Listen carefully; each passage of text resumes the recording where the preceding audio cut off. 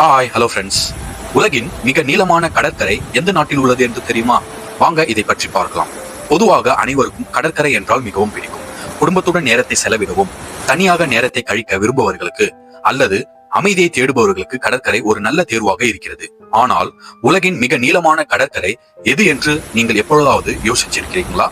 உலகின் மிக நீளமான கடற்கரை கனடாவில் உள்ளது. இது தோராயமாக 2,02,080 கிலோமீட்டர் என்று அளவிடப்பட்டுள்ளது.